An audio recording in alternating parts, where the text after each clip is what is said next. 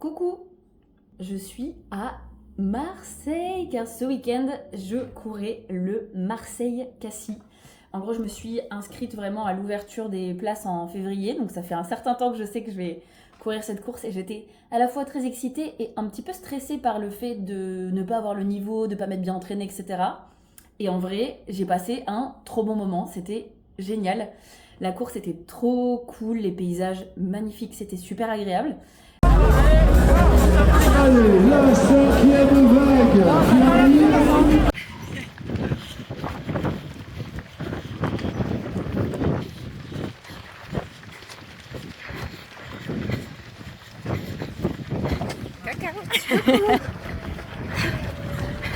J'ai couru avec une amie et on a couru ensemble en plus pendant les 20 km, donc c'est passé super vite parce qu'on était à deux, on a papoté et tout. Enfin, vraiment, on a passé un bon moment, c'est-à-dire c'était pas difficile.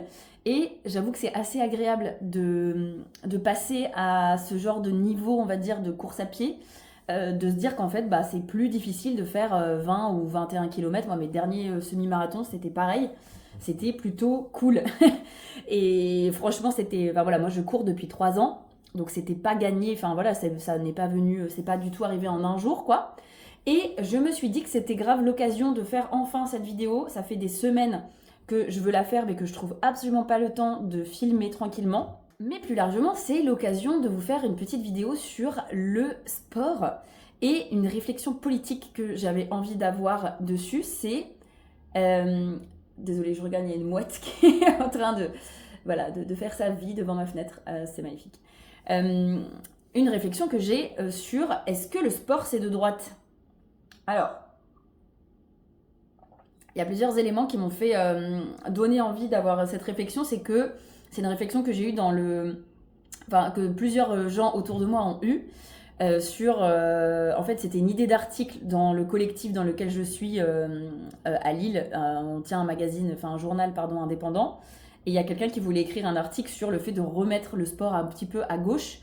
Parce que bah, c'est vrai que moi, je suis beaucoup sur les réseaux sociaux et malheureusement, les influenceurs et influenceuses même sport sur les réseaux sociaux, globalement, ce sont des personnes qui véhiculent des idées de droite, à savoir une idée de méritocratie, de compétitivité, une discipline à travers le corps qui est clairement assimilable à une discipline véhiculée par les partis les plus à droite. Enfin bref, en gros, les valeurs qui sont véhiculées actuellement sur le sport et notamment via les réseaux sociaux sont des valeurs qui sont très loin des valeurs plutôt progressistes de gauche.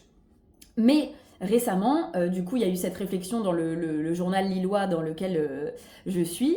Et j'ai vu passer il y a pas longtemps le fait que Martin Page sortait un livre sur le sport et en gros sur le fait de remettre un petit peu le sport à gauche. Et il y a aussi, c'était la semaine dernière, mais je crois que c'est dans le sillon justement de la sortie de ce livre, Urbania qui faisait un post là-dessus, sur le fait de remettre la muscu à gauche. Et du coup, voilà, j'avais envie de réfléchir à ça parce que bah, moi, ces dernières semaines, j'ai fait beaucoup de sport. J'ai fait un week-end randonnée au lac de Serponçon, donc c'était dans le cadre de mon travail, mais du coup, gros week-end bien sportif quand même au lac de Serponçon.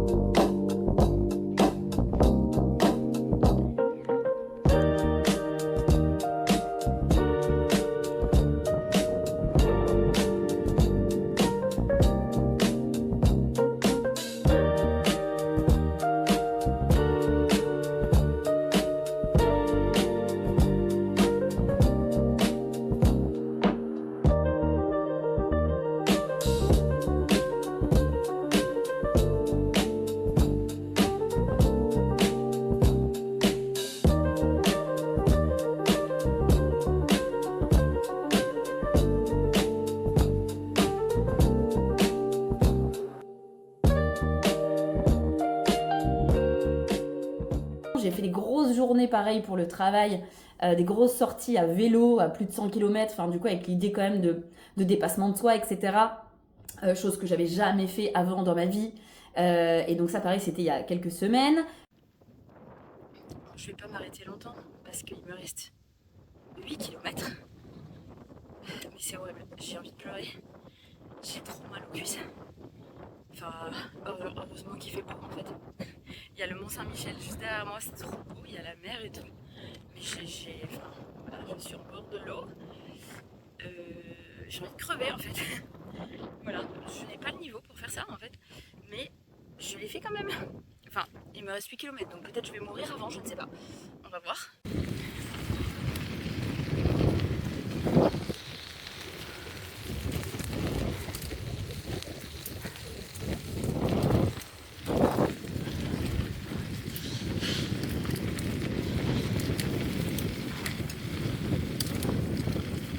Là, j'ai fait le Marseille-Cassis. Enfin, disons que je suis dans une période de ma vie où je fais beaucoup de sport. Vais-je devenir de droite? Telle est la question. Bref, en gros, là où je voulais en venir, c'est que ce qui est très chiant avec les réseaux sociaux, mais en fait là, je vais parler du sport, mais en réalité, on peut parler de plein d'autres sujets différents, c'est la performance qui se dégage de chaque discipline et aussi le capitalisme qui est associé. Je m'explique. Moi, donc, j'ai commencé vraiment... Enfin, j'avais déjà couru avant, mais j'ai vraiment commencé la course à pied de manière régulière, à savoir courir toutes les semaines, il y a 3 ans bientôt. Et en gros, moi, j'avais des baskets, j'avais vraiment le premier prix Décathlon. Donc genre, elle coûtait 30 balles, je crois. Et je me suis mis à courir avec ça. Moi, globalement, j'achète tous mes vêtements en seconde main. Donc là, comment dire, mon pantalon, enfin mes affaires de sport, mon short, c'est un cycliste que j'ai payé 2 euros dans une friperie.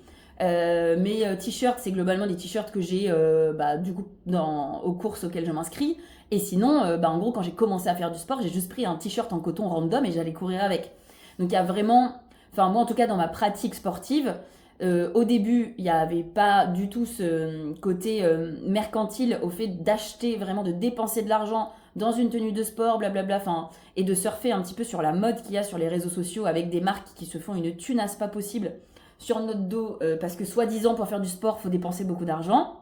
C'est assez faux. Alors effectivement depuis j'ai quand même acheté des baskets de course qui sont bien parce qu'en fait au début la première année j'ai couru 200 km sur l'année. L'année dernière j'ai dû courir 350 km sur l'année. Là en 2025 on va être plutôt sur une année à 600 km plus du vélo, plus blablabla. Donc effectivement ma capacité sportive augmente et donc j'ai pas envie de m'éclater les genoux non plus. Donc j'investis dans des chaussures, tu vois. Donc là ça fait 2 fois que je m'achète des baskets. Du coup j'ai payé 100 euros à chaque fois. Mais en gros après ça peut m'arriver là depuis que je cours, ça fait 3 ans. J'ai 2 brassières, donc j'ai acheté 2 brassières en un an qui m'ont coûté 20 euros. Donc là, on est vraiment sur des premiers prix, etc.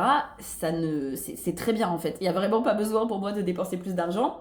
Et c'est vrai que du coup, moi, je ressens absolument pas le besoin de mettre plus de thunes. Vraiment, pour moi, les chaussures, c'est vraiment le seul investissement que je vais faire dans ma pratique sportive. Parce qu'encore une fois, je trouve que pour le coup, faut pas être débile non plus. Quand tu cours 600 bornes par an, je pense que ça vaut le coup d'investir sur quand même de la bonne qualité.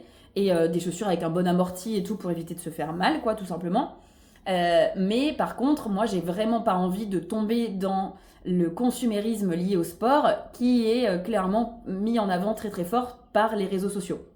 Et il y a un truc que dont moi je voulais vraiment beaucoup parler, c'est les montres connectées et tout le panel d'accessoires, parce que moi j'appelle ça vraiment des accessoires, qui te font croire que c'est nécessaire pour ta pratique sportive, alors que pour la plupart d'entre nous, à moins d'avoir des objectifs vraiment professionnels et donc d'optimisation de soi très très forts, personne n'a besoin de ça. La plupart des gens que je connais qui ont des montres n'en ont pas besoin. Et d'ailleurs, j'ai plein de potes qui en ont et qui sont là, oui, c'est juste du gadget, et ils le savent très bien. Ça leur fait plaisir et il n'y a pas de souci en soi. Je veux dire, c'est pas une critique envers eux. C'est plus le fait je pense collectivement, il faut quand même se questionner sur à quel point chaque pratique, quand elle se développe à outrance et que du coup elle est mise en avant comme une performance absolue, comme quelque chose de capitaliste en fait, dès que c'est accaparé par le capitalisme, ça devient de la merde de droite en fait, c'est juste insupportable quoi. Et voilà, par rapport aux montres, moi je suis pas du tout la première à le dire, mais à chaque fois que je l'entends, je suis absolument d'accord. C'est des gens qui te disent non mais attends, c'est trop génial, tu peux regarder ton sommeil et la qualité de ton sommeil, t'es là. bah en vrai tu te lèves le matin, la qualité de ton sommeil, t'es au courant si t'as bien dormi. C'est-à-dire il suffit juste de t'écouter. Et moi j'avoue que ça me perturbe beaucoup parce que, enfin je le critique en tout cas, cette manière de s'optimiser soi-même, c'est qu'il y a toujours cette idée que l'être humain est perfectible et qu'il faut toujours, enfin vraiment ça c'est une doctrine du capitalisme, il faut toujours faire mieux, il faut toujours aller plus loin. Là, je prends l'exemple de la course à pied, mais c'est vrai que depuis le Covid et depuis qu'on est globalement des milliers et des milliers à être rentrés dans cette pratique-là, et je m'inclus dedans, bah c'est vrai qu'il y a quand même ce truc d'aller toujours plus loin, de repousser toujours les limites à la fois du corps, ce qui peut être cool, mais ce qui quand même pose toujours la question de pourquoi on veut toujours faire plus, toujours faire mieux, parce que ça pousse à toujours plus de comparaisons, d'aller toujours repousser des limites. Concernant le sport et la course à pied, ça pose aussi toujours la question du respect de l'environnement, etc. Enfin là, c'est même plus pour le trail notamment. J'avais cette réflexion et cette discussion avec des gens la semaine dernière, c'est que on est des milliers à aller courir sur des sentiers. Bon là, le Marseille, moi je fais de la course sur route principalement, donc globalement on court sur du macadam, donc on défonce pas grand-chose, mais il y a quand même, voilà, ça pose quand même vachement question de mettre des milliers de gens à aller courir sur des trails, sur des sentiers de randonnée qui sont parfois un peu menacés. Il y a des sentiers qui ferment parce que il y a trop de gens qui courent dessus. Enfin, voilà. Donc en fait, ça pose plein de questions. Et moi, clairement, quand on pose la question de le sport, est-ce que c'est de gauche ou est-ce que c'est de droite? Pour moi, c'est de droite. Mais ce n'est pas une fatalité.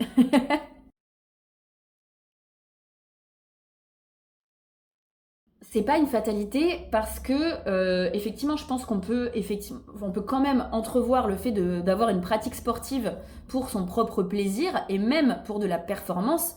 Si on est pro, qu'on a envie de se professionnaliser ou qu'on a envie de dépasser ses limites, tout en étant plutôt dans une démarche progressiste, voire de décroissance. Et là, pour moi, ça passe par plusieurs éléments, c'est-à-dire essayer de remettre en perspective la pratique sportive avec des objectifs écologiquement viable par rapport à ce que je viens de dire et même par rapport à sa propre pratique, son rapport aux objets, à l'achat de vêtements, etc. Enfin, moi je connais des gens qui ont 15 baskets, 15 paires de baskets, mais personne n'a besoin de 15 paires de baskets pour faire du sport. Et d'autant plus que clairement, pour le coup, les affaires de sport et notamment les chaussures, tu peux pas les acheter en seconde main pour des raisons évidentes il faut quand même que ce soit adapté à ton pied, donc tu vas pas acheter des chaussures qui ont déjà été faites au pied de quelqu'un d'autre. Mais en gros, il n'y a pas besoin d'avoir 15 paires de baskets en même temps qui sont en plus issues d'une production qui est très peu éthique parce que la plupart des chaussures sont, en tout cas, si tu achètes des grandes marques, si c'est du Nike, etc., non, c'est pas fait de manière éthique. C'est juste des multinationales qui se gavent sur notre dos et qui, qui ont des marges de ouf pour faire fabriquer en très grande quantité dans des ateliers où les gens sont très mal payés. Donc, mis à part, j'imagine qu'il y a des marques, peut-être d'ailleurs je vais me renseigner.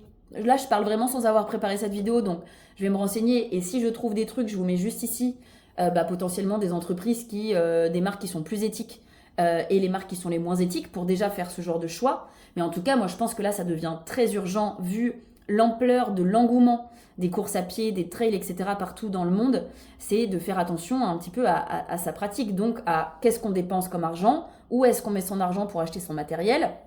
Ça c'est valable aussi même pour la randonnée, etc. Enfin genre pour la randonnée, le trek, etc. Pareil avec les réseaux sociaux et le fait de se réveiller dans des endroits de ouf. Moi je pense qu'il y a une responsabilité pour les influenceurs par exemple de dire les gars par contre son matériel on le loue. Il y a plein de plateformes qui proposent ça. Si tu fais de la rando 3 week-ends par an, non t'as pas besoin d'acheter une tente neuve qui va dormir dans un placard tout le temps. Je dis ça, j'ai acheté une tente. Je m'en suis servi 3 fois pour l'instant, mais bon, voilà. Mais l'objectif, c'est potentiellement de la mettre en location. Enfin, moi, j'avoue, j'aimerais bien essayer de développer ça à l'avenir, un lieu avec une outil tech où j'ai vu un bar qui faisait ça, ça s'appelle la Tutotech. C'est genre un truc associatif où tu mets un objet en location et puis, du coup, les gens peuvent l'utiliser pendant que toi, tu t'en sers pas. Donc, moi, je trouve ça cool. Pareil, le fait de revenir à de la sobriété dans la pratique sportive. Si tout le monde achète une montre Garmin, sachant qu'il y a plein de petits objets, de petits matériaux, dont on a besoin, qui sont extraits à l'autre bout du monde dans des conditions désastreuses, la pratique sportive n'est pas soutenable et est clairement délétère pour l'environnement et l'être humain. Donc pareil, je pense que ça peut être l'acheter en reconditionné. Surtout, alors première chose, un, il y a effectivement acheter en reconditionné, mais deux, il y a aussi réfléchir à son besoin. C'est-à-dire, plutôt que de craquer parce que, en fait, sur tes réseaux sociaux, tu as vu des centaines de personnes avoir ce genre d'outils, se dire, se poser un moment, ok, j'ai envie de ça, est-ce que vraiment ça correspond à un besoin? Et essayer de dormir dessus. Enfin, moi, je sais que même quand j'achète en seconde main, c'est quelque chose que je fais beaucoup. Par exemple, quand je suis en friperie, je rentre dans une friperie uniquement quand j'ai besoin de quelque chose. Genre là, en ce moment, j'ai besoin d'un nouveau jean. Pour l'instant, j'arrive pas à trouver un jean qui me convienne, qui soit à ma taille, dont j'aime la forme, etc. en seconde main. Mais je rentre en friperie avec cet objectif-là. J'avais besoin d'un haut aussi, je voulais m'acheter un nouveau body parce que j'aime bien ça et tout. Et que j'ai pas beaucoup de haut. Mais globalement, l'objectif, ça reste ça, c'est j'ai besoin d'un nouveau jean pour remplacer un ancien. Et que quand j'aurai acheté mon jean, je jetterai l'ancien, je le mettrai au recyclage, etc. quoi. Et du coup, je me dis, pour le sport, ça peut être la même chose. C'est vraiment de se focaliser sur est-ce que j'ai vraiment ce besoin-là et de dormir dessus, d'aller une fois sur le site internet si on achète en ligne, d'aller dans le magasin, de vraiment s'imposer une discipline dans l'achat pour sortir de l'achat compulsif. Parce que d'autant plus pour les gens qui ont du budget, l'achat d'une montre connectée, c'est un achat compulsif pour plein de gens, parce que maintenant il y en a des pas chères. Garmin c'est très cher, mais il y a d'autres sous-marques qui sont beaucoup moins chères. Et en vrai, ça, ce n'est pas viable en fait. Et là, clairement, oui, je pense qu'en fait, on est responsable de ça. Enfin, il y a un moment, c'est du caprice. Et donc, il faut être conscient qu'on fait beaucoup de caprices, nous, en Occident, vu notre niveau de vie. Et que je pense qu'on peut avoir une pratique sportive tout à fait cool par rapport à son niveau. La plupart d'entre nous, on va se détendre, on court 2-3 fois par semaine.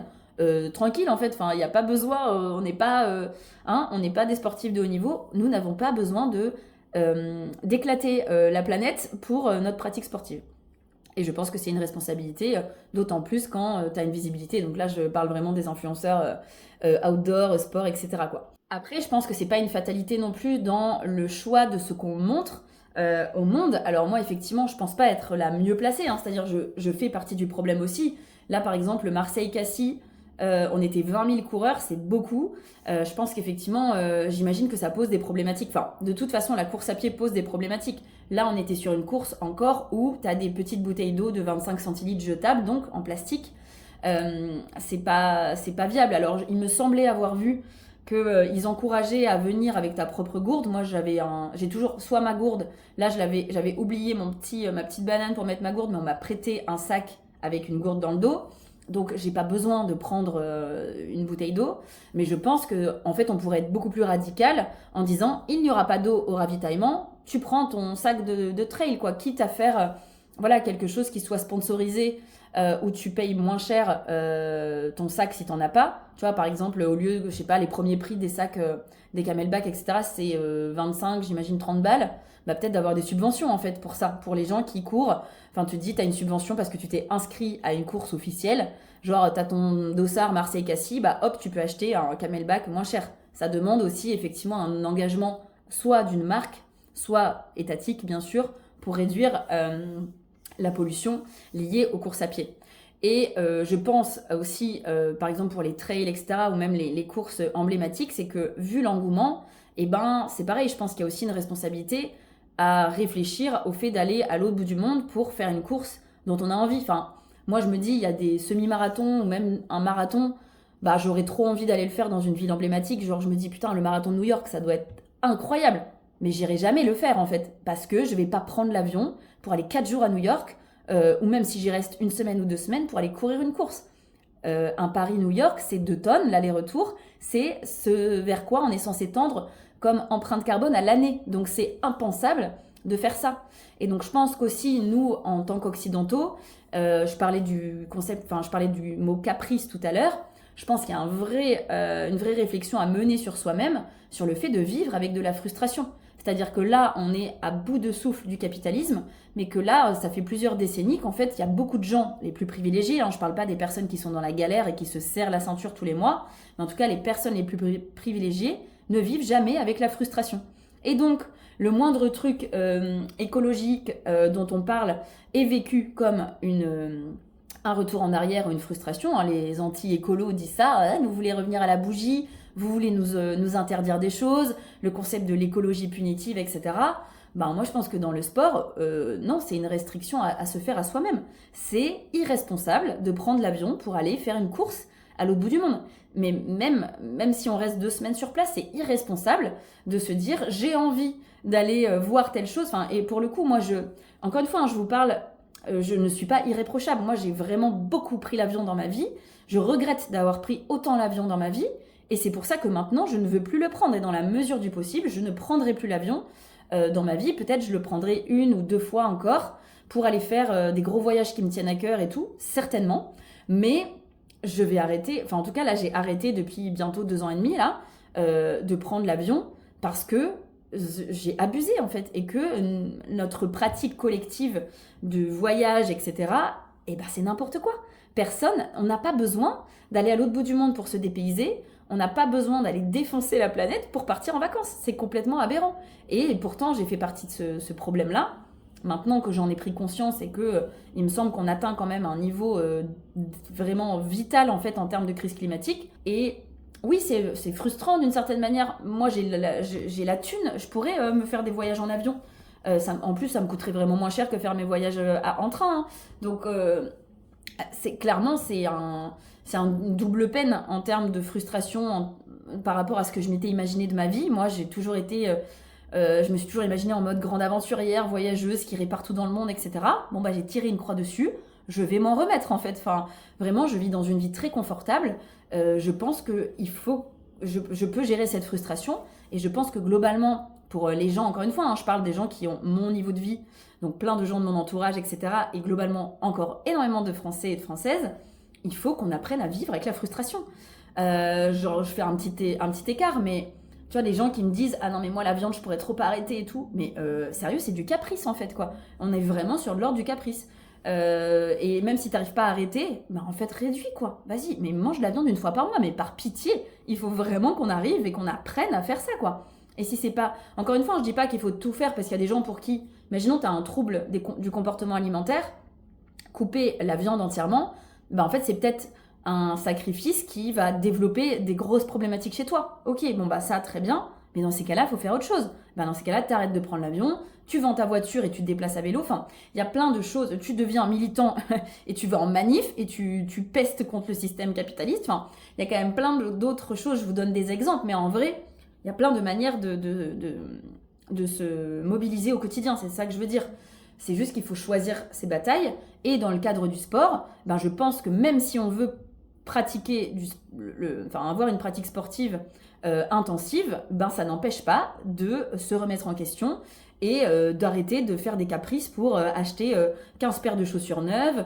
Même, enfin je veux dire là, moi je pratique pas le sport en salle, mais je trouve qu'il y a des salles de sport où tu vois bien qu'on est vraiment sur de l'ultra-capitalisme avec, je l'ai testé 1 fois, donc c'est pour ça que je vais en parler, mais la pratique du hot yoga, où là j'ai vu qu'il y avait du hot pilates maintenant, je pense que pour chauffer une salle et faire un cours de sport dans une salle à 40 degrés, en termes d'écologie, c'est de la grosse merde. Non, c'est un caprice de faire ça, c'est un putain de caprice. Et on n'a pas besoin de ça en fait. Donc je pense qu'effectivement on peut... L'idée, c'est pas de dire qu'il faut se priver de faire un truc qui nous fait plaisir, mais de le faire de manière raisonnable et en ayant, selon moi, à cœur des notions de décroissance, d'écologie radicale et d'anticapitalisme. C'est hyper important. Voilà, tout en jaugeant par rapport à ce qu'on peut faire. Parce que moi, j'ai encore une fois bien conscience que quand je m'inscris à une course, à un semi-marathon, et que les prix sont exorbitants maintenant et qu'ils ont explosé depuis quelques années parce qu'on est de plus en plus à le faire, bah, je fais partie du problème. Et d'ailleurs, avec mon ami avec qui là on a couru, on s'est dit, vas-y maintenant, en fait, là on a fait le Marseille-Cassis, on s'est fait un petit kiff. Et honnêtement, on a adoré notre expérience, c'était génial. Moi, alors, en termes de bien-être, de confiance en son corps et tout, honnêtement, le bénéfice, il est là. Mais on s'est dit, maintenant, on va s'inscrire à des petites courses. On va s'inscrire à des trucs où on n'est pas 20 000, où on ne paye pas 70 € son dossard. Parce que on va aller dans des endroits qui sont un peu moins fancy, mais on va kiffer tout autant notre expérience, on va découvrir d'autres coins et tout.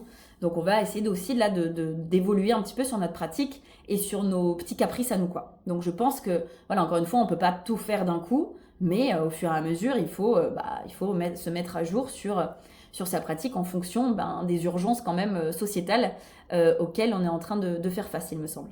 Voilà, je pense que je pourrais parler de 10 000 autres choses, mais en plus, comme j'ai pas préparé mon discours, il n'y a pas de conclusion, donc peut-être que c'est en plus pas très clair pour vous. Néanmoins, j'aimerais trop avoir vos ressentis, vos réflexions sur le sport. Le sport est-il de droite ou de gauche? Si c'est de droite, comment on le fait devenir de gauche? Moi, je pense qu'aussi, en laissant tomber l'idée de performance, enfin, le sport, en soi, il y a plein de gens qui courent juste pour leur stat Strava, c'est déprimant, hein, clairement. Enfin, moi, je suis sur Strava, hein, je veux dire, il n'y a pas de souci, j'adore regarder mes stats et tout, c'est pas pour ça que je cours. Je cours parce que, en fait, je me sens en forme, et se sentir en forme, je me sens, mais dans une confiance. Enfin là, franchement, moi, j'ai jamais été aussi sportive de ma vie, j'ai jamais été aussi en forme de ma vie, mais c'est un sentiment incroyable. Moi, j'ai l'impression que j'ai pas de limite, en fait, que je peux tout faire. Et vraiment, le fait d'avoir confiance en son corps, de se rendre compte qu'il fonctionne bien, c'est un privilège immense, hein, déjà de pouvoir faire ça, mais en plus de pouvoir l'entretenir pour qu'il fonctionne de manière optimale. Enfin, moi, je sais que pendant des années, je vous parle de trucs hyper intimes là, pendant des années, j'ai eu des problèmes d'estomac, de digestion, mais ça, c'est terminé en fait depuis que je fais du sport. Je n'ai plus aucun problème de ventre. C'est trop bien. Et évidemment, c'est lié à mon métabolisme qui marche beaucoup plus vite, et donc j'ai une meilleure digestion et je n'ai plus mal au ventre. Donc c'est trop cool et je cours vraiment pour ça, je cours pour ma santé mentale parce que mais la sensation, là depuis hier, je suis dans une espèce de petite euphorie depuis la course, mais ça c'est vraiment lié à ce que tu libères pendant un effort intensif. Mais c'est une sensation qui est géniale et que je souhaite à tout le monde. C'est hyper agréable et honnêtement, on devrait tous et toutes avoir la chance de pouvoir avoir du temps pour faire ça et de l'énergie à y consacrer. Et ça marche seulement si on se bouge pour une société qui n'est plus centrée autour du travail, mais qui est plus centrée autour du bien-être. Donc tout est lié en termes de politique, et donc c'est pour ça que le sport doit redevenir absolument de gauche. Plutôt que d'arrêter d'être une pratique individualiste, libérale, capitaliste, je pense qu'on peut faire autrement. Sur ce, je me suis dit que j'allais aussi vous laisser avec un petit moment bien-être sympathique et vous mettre des petites images aussi des paysages magnifiques que j'ai vus ces dernières semaines. Parce qu'il y a ça aussi, il y a le fait que le sport, quand tu peux, enfin en tout cas la pratique sportive, moi je ne supporte pas les salles de sport parce que moi j'adore être en extérieur, j'adore être dehors et je trouve qu'il y a une plus-value évidemment en termes de bien-être sur le fait d'être en extérieur, d'avoir la chance de pouvoir courir dans une forêt. Oh, mais quel plaisir, c'est trop bien de pouvoir courir en bord de mer. Oh, j'ai fait ça ces dernières semaines, mais quelle chance, c'est trop bien. Là, je suis à Marseille et ce midi, du coup, je mangeais au bord de l'eau. Je me dis, mais tu voyais sur la corniche plein de gens faire leur footing. Tu es là, mais putain, mais quelle chance ils ont de courir au bord de l'eau en plein soleil à un 27 octobre et qui fait 18 degrés. Enfin, c'est trop bien, ils ont trop de la chance et c'est cool qu'ils puissent le faire. Donc voilà, moi c'est sûr qu'à Lille, là on va rentrer dans le dur jusqu'au printemps prochain. Mais je ne rentre pas tout de suite à Lille, je vous en parlerai évidemment plus tard. Mais voilà, je trouve que c'est exceptionnel quoi. Et je pense que du coup on doit aussi se battre pour que ce soit accessible à tout le monde. Voilà, sur ce, maintenant j'arrête vraiment. Je vous laisse avec des petites images sympathiques des lieux de France magnifiques que l'on a et dans lesquels on peut aller faire du sport, de la randonnée, du bivouac, du vélo, sans devoir prendre l'avion pour aller à l'autre bout du monde pour se dépayser. Voilà, bisous!